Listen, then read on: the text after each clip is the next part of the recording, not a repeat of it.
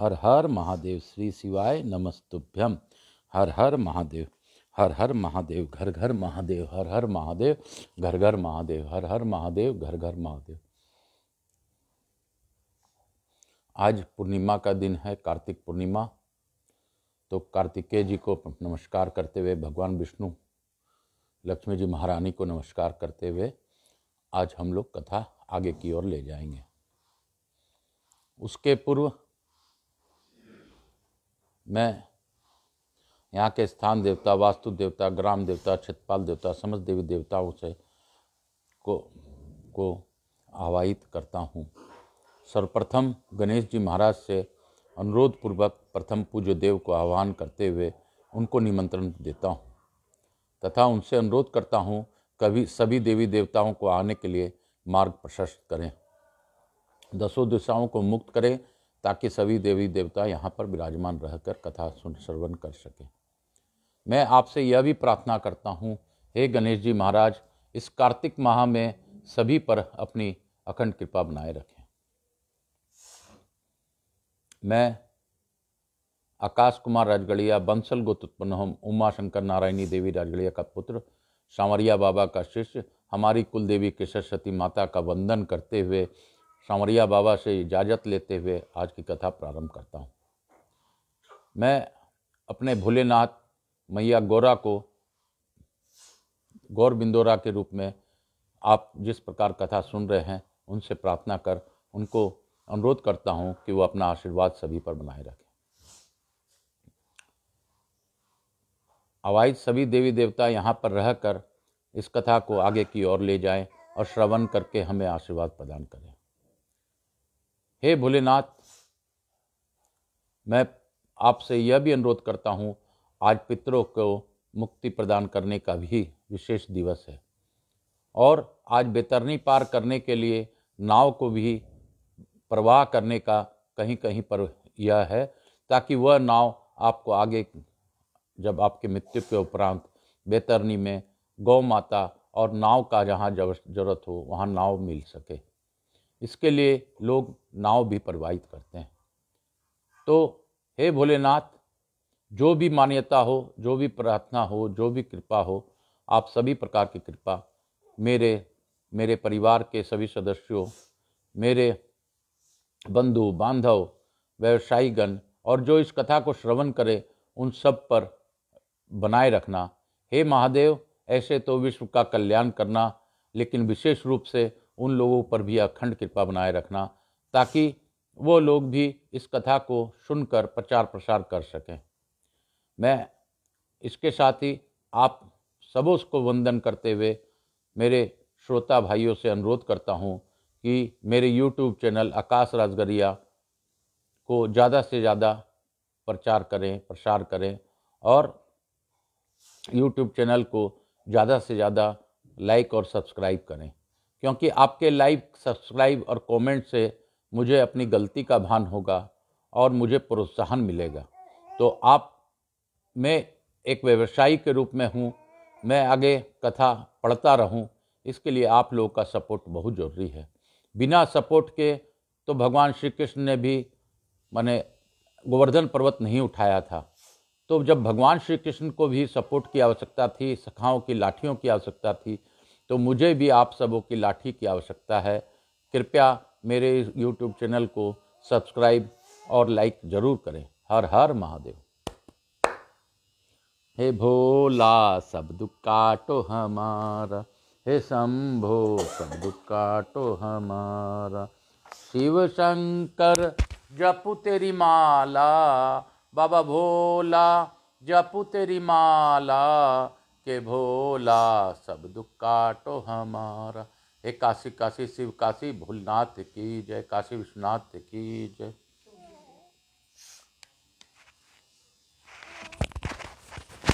अर्थ पंचचत्वारिशो अध्याय, यानी हम लोग आज 45वां अध्याय में प्रवेश करेंगे। 45वें अध्याय में प्रवेश करते हुए आगे की कथा हम लोग श्रवण करेंगे। शिव काशी काशी काशी शिव काशी, मोक्ष नगरी काशी की जय, मेरे भोलेनाथ की जय। हर हर महादेव। सनत कुमार बोले, हे व्यास, तदंतर मदिरा पान कर नेत्रों को घुमाता हुआ मदमत गज के समान गति वाला तथा श्रेष्ठ वीरों के साथ चलने वाला वह प्रचंड वीर बहुत सी सेना से युक्त हो वहां गया। काम के बांध से बिधे हुए उस दैत्य के ने वीरक के द्वारा अवरुद्ध मार्ग वाली उस गुफा को उसी प्रकार देखा जैसे तेल पूर्ण जलते हुए दीपक को प्रेम पूर्वक देखकर उसे प्राप्त कर पतंग विनिष्ट हो जाता है।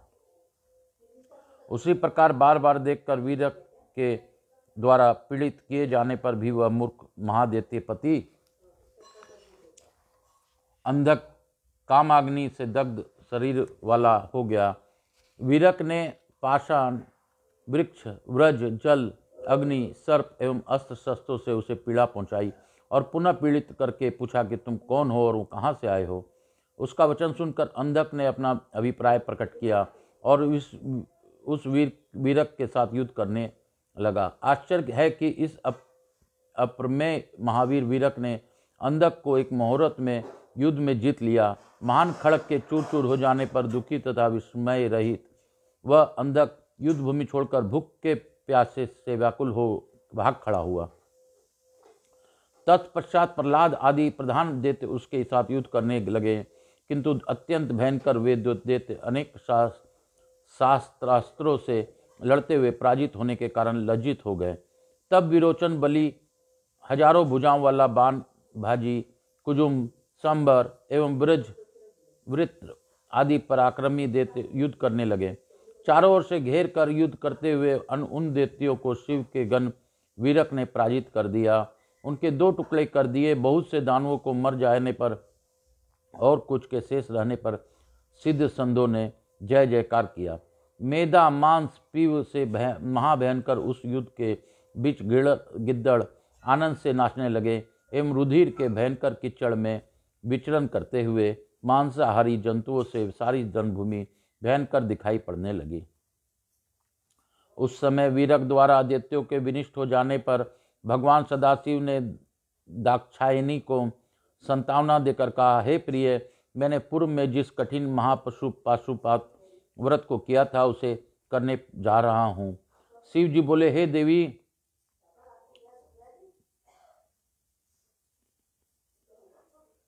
देवी, रात दिन तुम्हारे साथ प्रसंग के कारण मेरी सेना का क्षय हो गया है। मरण धर्मा दैत्यों के द्वारा मेरी अमर्त्य सेना का विनाश हुआ, वह किसी पुण्य नाशक ग्रह का ही प्रभाव है। हे सुंदरी, अब मैं वन में जाकर परम दिव्य एवं अद्भुत वर प्राप्त कर अत्यंत कठिन व्रत करूंगा। तुम पूर्ण रूप से भय रहित तथा शोक विहीन रहना। सनत कुमार बोले, इतना वचन कहकर अत्यंत तेजस्वी महात्मा शंकर अपनी श्रृंगी का धीरे से शब्द करके अत्यंत घोर पुण्यतम वन में जाकर पाशुपात व्रत का अनुष्ठान करने लगे। जिस व्रत को देवता एवं दानव भी करने में समर्थ नहीं है, उसे उन्होंने 1000 वर्ष प्रयत्न किया। उस समय पतिव्रता तथा शील गुण से संपन्न पार्वती मंदर पर्वत पर स्थित हो सदाशिव के आगमन की प्रतीक्षा करती हुई अकेले गुफा के अंदर सदा भयभीत तथा दुखी रहा करती थी। उस समय पुत्र वीरक ही उनकी रक्षा करता था। इसके बाद वरदान से उन्मत्त तथा कामदेव के बाणों से धैर्य रहित वह दैत्य बड़ी गुस्सिता से प्रहलाद और दैत्यों के साथ उस गुफा के पास आ गया। उसने भोजन पान एवं निंद्रा का परित्याग कर कुपित हो अपने सैनिकों के साथ लेकर 505 रात दिन वीरक के साथ अत्यंत अद्भुत युद्ध किया। खड़ग, बिच्छी, बिंदी, पाल, गदा, भुसुंडी, अर्ध चंद्रमा के समान वित्तीस्त मात्र तथा कछुए के समान मुख वाले प्रकाशमान बाणों, तीक्ष्ण त्रिशूलों, परशु, तोमर, मदगर, खड़ग, गोले, पर्वत, वृक्ष तथा दिव्यास्त्रों से उस वीरक ने दैत्यों के साथ युद्ध किया। दैत्यों द्वारा चलाए गए उन शस्त्रों से गुफा के द्वार बंद हो गए, कहीं लेस मार्ग भी प्रकाश नहीं रहा। वीरक भी शस्त्रों से चोट से आहत होकर गुफा के द्वार पर मूर्छित होकर गिर पड़ा। सभी दैत्यों ने से तथा उनके अस्त्रों से मुहूर्त मात्र में विलीय वीरक को आच्छादित देखकर तथा यह देखकर कि यह भयंकर दैत्य को हटा नहीं पा रहा है, गुफा में स्थित देवी ने भयन पूर्वक सखियों के साथ ब्रह्मा, विष्णु तथा समस्त गणों की सेना का स्मरण किया। उनके स्मरण मात्र से ही ब्रह्मा, भगवान विष्णु तथा इंद्र सभी देव सैनिकों के साथ स्त्री रूप धारण कर वहां आ गए। स्त्री बनकर वे देवता, मुनि, महात्मा, सिद्ध, नाग तथा गृह पर्वतराज की पुत्री की गुफा के भीतर प्रविष्ट हुए। उनके स्त्री रूप धारण करने के कारण यह था कि उत्तम राजा के आसनस्थ होने पर उनके अंतपुर में पुरुष वेश में जाना निषिद्ध है। इसलिए वे स्त्री समूह के एक रूप में एकत्रित हो गए। वीर कार्य करने वाली ये अद्भुत रूप वाली स्त्रियां जब पार्वती की गुफा में प्रविष्ट हुई तो उन स्त्रियों को देखकर पार्वती अत्यंत प्रसन्न हो गई। उस समय सैकड़ों हजारों नितिम्बनी स्त्रियों के द्वारा प्रलयकालीन प्रचंड मेघ के समान घोष वाली तथा विजय देने वाली हजारों भेरियां और शंख बजाए गए। अद्भुत तथा प्रचंड पराक्रम वाले वीरक भी मूर्छा त्याग कर शस्त्र को लेकर महारथियों के आगे खड़ा हो गया और उन्हें शास्त्रों से त्याग दैत्यों को वध करने लगा। उस समय हाथ में दंड लिए हुए ब्राह्मी, क्रोध से युक्त चित्त वाली गौरी, अपने हाथों से शंख, गदा, चक्र तथा धनुष धारण की हुई नारायणी, हाथ में लांगल दंड लिए कांचन के समान वर्ण वाली वयोमल मालका तथा हाथों में हजारों धार वाले प्रचंड वेग से युक्त उग्र वेग वाले वज्र को लिए हुए इंद्री युद्ध हेतु निकल पड़ी। हजार नेत्रों वाली युद्ध में निश्चल रहने वाली, अत्यंत दुर्जय, सैकड़ों दैत्यों से कभी पराजित न होने वाली तथा भयंकर मुख वाली वेशावनरी तथा हाथ में दंड लिए हुए उग्र यामिया शक्ति भी युद्ध में प्रवृत्त हो गई। हाथ में अत्यंत तीक्ष्ण तलवार तथा घोर धनुष लेकर निरृति शक्ति आई वरुण कर का पास हाथ में धारण कर युद्ध की अभिलाषा करते हुई तोयलिका निकल पड़ी। प्रचंड पवन के महाशक्ति भूख से व्याकुल हो हाथ में अंकुश लेकर एवं कुबेर की शक्ति हाथ में प्रलय काल की अग्नि के समान गदा लेकर युद्ध भूमि में आग पहुंची। दक्षिण मुख वाली करूपा, नख रूप आयुध वाली नाग के समान भयंकर यक्षेश्वरी आदि देवियां तथा इसी प्रकार के अन्य सैकड़ों देवियां संग्राम भूमि से निकल पड़ी। उसके अपार सेना देखकर वे देवियां विस्मित, भय से व्याकुल, फीके वन वाली तथा अत्यंत कतार हो गए। उसके बाद ब्राह्मणी आदि सभी देव शक्तियां ने पार्वती की सम्मति से अपने मन को समाहित कर वीरक को अपना सेनापति बनाया। उसके बाद वरदान से शक्ति संपन्न प्रधान दैत्य मन में यह विचार कर अभूतपूर्व युद्ध करने लगे कि आज इन नारियों से हम मृत्यु को प्राप्त होंगे अथवा इन पर विजय प्राप्त करेंगे। उस समय संग्राम भूमि में अद्भुत बुद्धि संपन्न वीरक को अपना सेनापति बनाकर पार्वती ने सखियों के साथ युद्ध में अद्भुत युद्ध कौशल दिखलाया। महापराक्रमी हिरण्याक्ष पुत्र राजा अंधक ने भी महाव्यूह की रचना की और विष्णु की संभावना करके यम की शक्ति को अवस्थित देखकर उनसे लड़ने के लिए महाभयंकर गिल नामक राक्षस को नियुक्त किया।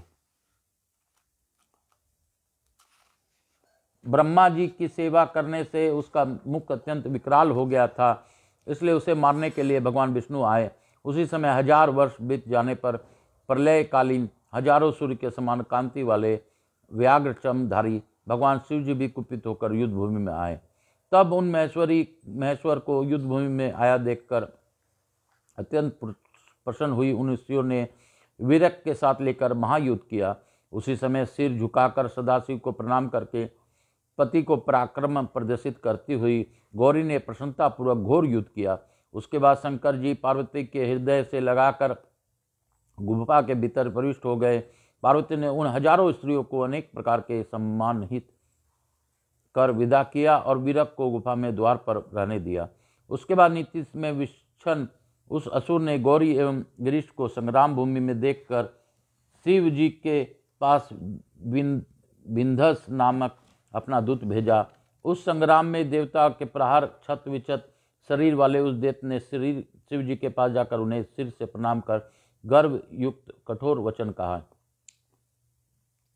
दूत बोला, हे शंभो, अंधक द्वारा भेजा गया मैं इस गुफा में प्रविष्ट हुआ हूँ। उस अंधक ने आपको संदेश भेजा कि तुम में स्त्री से कोई प्रयोजन नहीं है, अतः इस रूपवती युवती नारी को शीघ्र त्याग दो।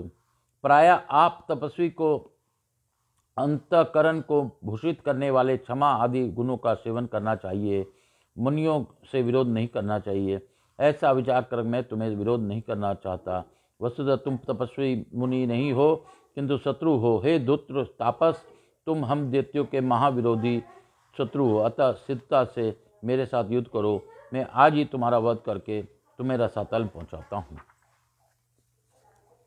सनत कुमार बोले, दूत के मुख से ये वचन सुनकर सज्जनों के रक्षक, दुष्टों के मद को नष्ट करने वाले कपाल माली महान त्रिनेत्र शंभु शोकाग्नि से जलते हुए बड़े क्रोध से उस दूत से कहने लगे। शिवजी बोले, हे दूत, तुमने जो बात कही है वह बड़ी कठोर है। अब तुम सिद्ध चले जाओ और उसमें से कहो, यदि तुम बलवान हो तो सिद्ध आकर मेरे साथ बलपूर्वक युद्ध करो। इस पृथ्वी पर जो असक्त है उसे मनोहर स्त्री तथा धन से क्या प्रयोजन। बल से मत देते आ जाए। मैंने यह निश्चय किया है कि आसक्त पुरुष तो शरीर यात्रा में भी असमर्थ है, अतः उनके लिए जो विहित हो उसे ही करे, और मुझे भी जो करना है उसे मैं करूँगा, इसमें संदेह नहीं है। सनत कुमार बोले, शिवजी से यह वचन सुनकर वह विध्वंस भी प्रसन्न होकर वहाँ से निकल पड़ा और उसके बाद गर्जना पूर्वक हुंकार भरता हुआ दैत्यपति के पास गया। इस प्रकार से शिव महापुराण के अंतर्गत दूत संहिता के पंचम युद्ध खंड के युद्ध प्रारंभ दूत संवाद वर्णन नामक 45वां अध्याय पूर्ण हुआ। बोलो शंकर भगवान की जय। बोलो काशी विश्वनाथ की जय। शिव काशी काशी काशी शिव काशी, मोक्ष नगरी काशी की जय। कैलाशी काशी के वासी की जय। हर हर महादेव, हर हर महादेव, हर हर महादेव। अर्थ 64 अध्याय यानी कि 46वां अध्याय हम लोग पढ़ेंगे। सनत कुमार बोले, हे व्यास, शिव जी का अभिप्राय जानकर उस दैत्यराज ने गदा लेकर देवगणों से सर्वथा अमेद गिल नामक दैत्य को आगे कर सेना के सहित सिद्ध शिव जी की गुफा के दरवाजे पर पहुंचकर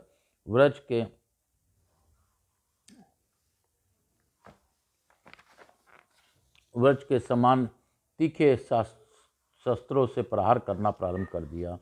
कुछ दैत्यों ने वीरक पर, कुछ दैत्यों ने पार्वती पर शास्त्रों से प्रहार किया। कुछ दैत्यों ने गुफा के मनोहर द्वार को तोड़ दिया। कुछ ने द्वार पर लगे पत्र, पुष्प, फल, मूल तथा मनोहर जल एवं उद्यान भाग मार्गों को नष्ट कर दिया। कुछ ने प्रसन्न होकर पर्वत के दीप्तिमान शिखरों को तोड़ दिया। तदंतर त्रिशूलधारी शिवजी ने कुपित होकर अपनी सेना का, दारुण भूत गणों का तथा सैन्य सहित विष्णु आदि देवगणों का स्मरण किया। शिवजी का स्मरण करते ही रथ, गज, घोड़े, बैल, गाय, ऊंट, गधे, पंछीगण, सिंह, व्याध, मृग, शुक्र, सारस, मीन, मत्स्य, शिशु कुमार, सर्प, सैकड़ों प्रेत, पिशाच, दिव्य विमान, तालाब, नदी, नद, पर्वत, महान एवं अन्य जीवों के साथ समस्त देवता उपस्थित हो गए और हाथ जोड़कर शिव जी को प्रणाम कर निर्भय होकर स्थिर हो गए। उसके अनंतर शिवजी ने वीरक को सेनापति बनाकर थके वाहन वाले उन देवताओं युद्ध में निश्चित विजय पाने वाले प्रधान वीरों को भेजा। महेश्वर के द्वारा भेजे गए उन सभी देवगणों ने उस गिल सहित दैत्यराज की सेना के साथ निरंतर प्रलय काल से समान मर्यादाहीन घंघोर युद्ध किया। तब विध्वंसने युद्ध करते हुए उन ब्रह्मा, विष्णु, सूर्य एवं चंद्रमा आदि समस्त देवताओं को क्रोधपूर्वक निगल लिया। इस प्रकार विंध्स के द्वारा अपनी समस्त सेना के निगल लिए जाने पर केवल वीरक रह गया। तब संग्राम भूमि को छोड़कर उस गुफा में प्रवेश करके सिर झुकाकर काम शत्रु शिव जी को प्रणाम करके वक्ताओं में श्रेष्ठ व वीरक दुखी होकर उनके सारा वृत्तांत करने लगा। हे भगवान, विध्वंस दैत्य ने आपके सारी सेना निगल ली। वह त्रिलोक गुरु दैत्य विनाशक भगवान विष्णु को निगल गया। उसके सूर्य तथा चंद्रमा को वीरदायक ब्रह्मा तथा इंद्र को निगल लिया तथा अब यम, वरुण, पवन एवं कुबेर आदि को भी निगल गया। केवल मैं ही अकेला रह गया हूँ। मुझे अब क्या करना है? वह अजय दैत्यपति सेना सहित प्रशंसित हैं। मैं भयंकर होकर वायु के समान वेगवान होकर आप अजय के पास आया हूँ। भगवान विष्णु ने अपना मुख फैलाकर कश्यप पुत्र हिरण्याकशिपु को अपने तीव्र नखों से विदीर्ण किया था। वे भक्तों से वशीभूत हो त्रिलोकी को कंठ को नाश करने में प्रवृत्त रहते हैं। पूर्व काल में उन्हें वशिष्ठादि लोक रक्षक सप्त ऋषियों ने शाप दिया था कि तुम दैत्यों के साथ चिरकाल प्रयत्न युद्ध करते हुए उनके द्वारा निगल लिए जाओगे। इसके बाद जब विष्णु ने विनम्र होकर मुनियों से प्रार्थना की कि हे मुनिगण, उस घोर श्राप से मेरा छुटकारा कैसे होगा, तब क्रुद्ध हुए उन मुनिगणों ने कहा, युद्ध काल में जब घोर बाणों की वर्षा कर विध्वंस नामक दैत्य तुम्हें निगल लेगा, तब तुम अपने घूसों से उसके मुख पर प्रहार कर निकलोगे। तत्पश्चात पुण्य आश्रम बद्रीवन नामक हरिग्रह में जब तुम अवतार लोगे, तब शाप रहित हो अपने परमात्मा रूप में अवस्थित हो जाओगे। तभी से वह गिल नामक दैत्य प्रतिदिन भूखा रहकर बड़ी प्रसन्नता के साथ युद्ध स्थल में घूमता रहता था। जिस प्रकार जगत को प्रकाशित करने वाली सूर्य एवं चंद्रमा से राहु सत्ता करता है, उसी प्रकार देवताओं के परम शत्रु शुक्राचार्य देवों के द्वारा मारे गए सभी दैत्यों को संजीवनी विद्या से स्तुति पदों से व्रण रहित कर जीवित कर देते हैं। आपको तथा मुझे युद्ध स्थल में भले ही प्राण त्याग करना पड़े, किंतु अब आप ही इस युद्ध में प्रमाण हैं और आप ही इस कार्य को संभालें। सनत कुमार बोले, त्रिभुवनपति परमतपति सदाशिव वीर पुत्र वीरक की बात सुनकर बहुत कुपित हुए और देर तक विचार करते रहे। तदंतर उन्होंने सूर्य के समान देदीप्यमान अपने शरीर में से उत्तम सामवेद का गान किया और बड़ा अट्टहास किया, जिससे समस्त अंधकार दूर हो गया। हर हर महादेव। तब उस लोक में प्रकाश हो जाने पर वीरक मुनि ने रन में विकृत मुख वाले दैत्यों के साथ पुनः महायुद्ध किया। शिलाद मुनि ने पत्थर को चूर्ण खाकर जिस नंदीश्वर के उत्पन्न किया था तथा जिन्होंने त्रिपुर को भी पूर्व काल में जीत लिया था, उन नंदी ने घंघोर युद्ध प्रारंभ कर दिया।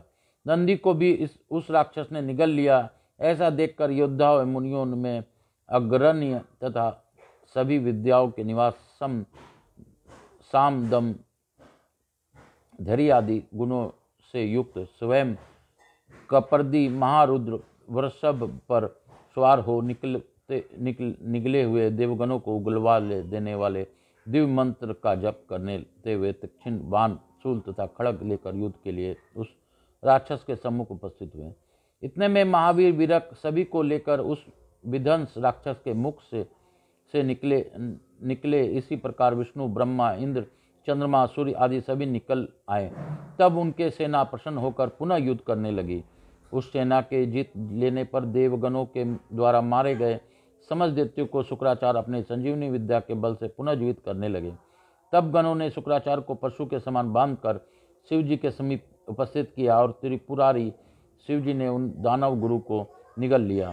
इस प्रकार शुक्राचार्य के विनिष्ट हो जाने पर देवताओं ने सारी दैत्य सेना को जीत लिया, विध्वस्त कर दिया और पूर्ण रूप से कुचल डाला। उस समय दैत्यों के शरीर में उत्साहपूर्वक खाने वाले भूत गणों से एवं दक्षिण बाण तथा शक्ति हाथ में लिए नाचते हुए सिर कटे दैत्यों को धड़ों से मारी रणभूमि व्याप्त हो गई। परमत बेतालों, अत्यंत दृढ़ चोंच एवं पंजे वाले पंछियों एवं नाना प्रकार के भेड़ियों ने मरे हुए राक्षस का मांस को अपने मुख में रखकर आनंद से भक्षण करना प्रारंभ कर दिया। इस प्रकार हिरण्याकश कशिपु के वंश में उत्पन्न हुआ वह दैत्यराज चिरकाल प्रयत्न युद्ध करके विष्णु, महेंद्र एवं शिव से जीत लिया गया। पराजित होने पर उस दैत्य की सारी सेना पाताल में, पर्वतों के गुफाओं में एवं समुद्र में छिप गई। अपनी सारी सेना के छिन्न हो जाने पर दैत्य श्रेष्ठ अंधक, जो क्रुद्ध होने पर न जान केवल देवताओं अपितु विश्व का नाश करने में समर्थ था, उसका विष्णु ने गदा के भयंकर प्रहार से मध्य चूर चूर कर दिया। उसने युद्ध भूमि का परित्याग नहीं किया, क्योंकि उसे ब्रह्मा जी का वरदान प्राप्त था। उसके बाद इंद्र के घोर अस्त्रों से पीड़ित हुआ वह दैत्य अपने सहस्त्रास्त्र समूह, वृक्षों, पर्वत एवं जल के प्रहारों से देवताओं को सिद्ध जीत कर जोर से गर्जना करते हुए परमतपति शिव को संकेतों के द्वारा बुलाकर युद्धभूमि से गिरे हुए अनेक प्रकार के शास्त्रों से युद्ध करता हुआ स्थिर रहा। उन सब के समाप्त हो जाने पर वह वृक्षों, सर्पों, व्रज के समान शास्त्र द्वारा तथा सांबर के सैकड़ों माया एवं नवकपट रचना द्वारा गिरजा एवं महादेव को पीड़ा पहुँचाने लगा। शंकर के समान महावीर देवताओं को अवध्य महासत्व संपन्न मति मार्न सैकड़ों वरदान पाने में उन्मत्त हुए दैत्य अंधक ने शंकर को जीतने के लिए एक और माया की। यद्यपि उसका शरीर देवताओं के शस्त्रास्त्रों से के द्वारा दर्जर हो उठा था, उसके माया के प्रभाव से उसके गिरे हुए रक्त बिंदुओं से अनेक विकृत वदन अंधक गण रणभूमि में व्याप्त हो गए। तब प्रलयकालीन अग्नि के समान शरीर धारण करने वाले त्रिपुरारी सदाशिव ने अपने त्रिशूल से उन दैत्यों को भेदन कर प्रारंभ किया। इस प्रकार शिव जी के त्रिशूल के प्रहार से आघात से मांस विदीर्ण हो जाने के कारण पूर्वत रक्त बिंदु से अनेक अंधक उत्पन्न होने लगे। तब महाबुद्धिमान विष्णु ने शंकर जी को बुलाकर योग द्वारा अत्यंत विकृत मुख वाला उग्र अजय कराल तथा अत्यंत शुष्क स्त्री का रूप धारण कर लिया। अनेक भुजाओं से युक्त तथा कुपित भगवान विष्णु उस युद्ध स्थल में शंकर जी के कान से प्रकट हुए। युद्ध भूमि में उत्पन्न हुए वे देवी अपने युगल चरणों से पृथ्वी को सुशोभित करने लगी। सभी देवगण उनको स्तुति करने लगे। उसके बाद शंकर जी के प्रेरणा से क्षुधा से व्याकुल वे देवी मांस के कीचड़ से युक्त उस रणभूमि में दैत्यपति के शरीर से निकले हुए उष्ण रुधिर का पान करने लगी। इस प्रकार रक्त के सूख जाने पर वह दैत्य अकेला होने पर भी अपने कुल कर्मागत सनातन छात्र धर्म का स्मरण करता हुआ अब उसके व्रज के समान घूसों, जान, चरखों, नखों, भुजाओं तथा सिर के द्वारा शंकर से युद्ध करता रहा। इस प्रकार युद्ध कर तब वह रण में शांत हो गया। बाद में क्रुद्ध हुए शिव जी ने अपने त्रिशूल से उसका हृदय विदन कर दिया और स्थानु के समान उसके तुंड शरीर को त्रिशूल पर टांग कर आकाश में उठा लिया। उसका शरीर सूर्य के ताप से सूखने लगा। पर्वन प्रेरित जलपूर्ण बादलों ने उसके शरीर को गीला कर दिया और उसका सारा शरीर जीर्ण शीर्ण हो गया। सूर्य के किरणों से संतप्त हिमखंडों में खंडित होने पर भी उस दैत्य राजा ने प्राण त्याग नहीं किया और वह भगवान शंकर की निरंतर स्तुति करता रहा। यह देखकर करुणासागर परम दयालु भगवान शंकर ने उसकी स्तुति से प्रसन्न होकर उसे गणपति पद प्रदान किया। उस समय युद्ध के अंत में भुवनपति श्री हरि, ब्रह्मा तथा समस्त देवताओं ने शंकर जी के विधि पूर्वक पूजा कर कंधा झुकाकर मनोहर सागर गर्मित स्तुतियों से उनकी स्तुति की तथा प्रसन्न होकर उनकी जय जयकार करके वे सुखी हो गए। तत्पश्चात भगवान भूतपति नाना प्रकार के सामग्री से पूजित देवगणों की सत्कार सहित विदा कर पार्वती के साथ प्रसन्न होकर गृह में क्रीड़ा करने लगे। इस समय वे घोर विध्वंस के मुख से पाप रहित पुत्र विरक्त के निकल जाने से बड़े ही प्रसन्न हो रहे थे। इति श्री शिव महापुराणे द्वितीयाय रोज संहिता पक्ष में युद्ध खंडे अंधक वधोपाख्याने अंधक युद्ध वर्णन नामक 64वां अध्याय। इस प्रकार श्री शिव महापुराण के अंतर्गत द्वितीय रोज संहिता के पंचम युद्ध खंड के अंधक वधोपाख्यान में अंधक युद्ध वर्णन नामक 46वां अध्याय पूर्ण हुआ। बोलो शंकर भगवान की जय। बोलो काशी विश्वनाथ की जय। शिव काशी काशी काशी शिव काशी मोक्ष नगरी काशी की जय। मोक्ष नगरी काशी की जय। मैं अपने गुरु सांवरिया बाबा से आज्ञा ले आज की कथा को यहीं पे विराम दूंगा। मैं पुनः आप लोगों से अनुरोध करता हूं, अगर आप लोगों को मूल पाठ जो कि ओरिजिनल पाठ है, कोई भी इसमें मेरे मन से नहीं कहा गया है, इस मूल पाठ को सुनने में अगर आपको कुछ आनंद आ रहा हो, यह मूल पाठ के पढ़े जाने से मेरे पूर्ण विश्वास है कि आपको इसकी शक्ति प्राप्त होगी। तो अगर मूल पाठ का श्रवण आप मुझसे और करते रहें, आपको आनंद आते रहे, आपके जीवन में कष्ट कम हो, इसके लिए आप ज़्यादा से ज़्यादा मेरे YouTube चैनल आकाश राजगढ़िया को सब्सक्राइब और लाइक करें और कुछ भी होने पर कमेंट ज़रूर करें। कमेंट से मुझे आप लोगों के मन की बात पता चलती है। हर हर महादेव। श्री शिवाय नमस्तुभ्यम। हर हर महादेव। काल हर दुख हर दारिधर कष्ट हर हर हर महादेव। हर हर। मैं गणेश जी महाराज, रिद्धि सिद्धि कुबेर जी महाराज शुभ लाभ और लक्ष्मी जी महारानी से अनुरोध करता हूँ कि आप लोग हमारे यहाँ रहकर हम सबों पर अपनी अखंड कृपा बनाए रखें। विशेष रूप से मैं आपसे प्रार्थना करता हूँ कि जो मैं अभी जूझ रहा हूँ, मुझे आर्थिक कष्ट है, उससे आप ही दूर कर सकते हैं। हे महादेव, मुझ पर कृपा कीजिए, दया कीजिए। हे दया सिंधु, आप सब पर दया करते हैं, मुझ पर भी दया कीजिए। बाकी सभी आवाहित देवी देवताओं से अनुरोध करता हूँ कि अपने अपने स्थान को गमन करें और पुनः बुलाने पर आए, हमें आशीर्वाद देते रहें। हर हर महादेव। मैं आकाश कुमार राजगढ़िया, बंसल गोत्र उत्पन्न हम उमाशंकर नारायणी देवी राजगढ़िया का पुत्र, सांवरिया बाबा का शिष्य, हमारी कुलदेवी केशर सती माता को वंदन करते हुए, अपने पितरों को नमन और आशीर्वाद प्राप्त करते हुए, अपने से बड़ों को प्रणाम करते हुए और छोटों को प्यार देते हुए आपसे हे भोलेनाथ प्रार्थना करता हूँ कि आप मुझ पर और मेरे से जुड़े सभी लोगों पर, इस कथा को श्रवण करने वाले लोगों पर अखंड कृपा बनाए रखें। पितरों की मुक्ति के साथ साथ पापों का नाश करें और अपना आशीर्वाद प्रदान करें। हर हर महादेव। आज दिनांक 27 नवंबर 2023 दिन पूर्णिमा, तिथि पूर्णिमा को मैं आप सबों को वंदन करते हुए कार्तिक पूर्णिमा की बधाई देता हूँ। हर हर महादेव। पुनः आपसे फिर से बोलता हूँ, मेरे YouTube चैनल को सब्सक्राइब और लाइक जरूर कीजिए। अगर यह कोई रील होता तो आप लोग जरूर लाइक और सब्सक्राइब करते हैं, लेकिन यह कथा है, शायद कथा में ईश्वर तक ले जाने में मेरी ही कुछ कमी है जो आप लोग लाइक सब्सक्राइब नहीं कर रहे हैं। फिर भी मैं आप लोगों से वंदन करते हुए आप लोगों से पुनः निवेदन करता हूं कि आप लोग लाइक सब्सक्राइब करें, जिससे कि मुझे प्रोत्साहन मिले। हर हर महादेव। हर हर महादेव। काल हरा, दुख हरा, दारिद्र हरा, कष्ट हरा। हर हर महादेव।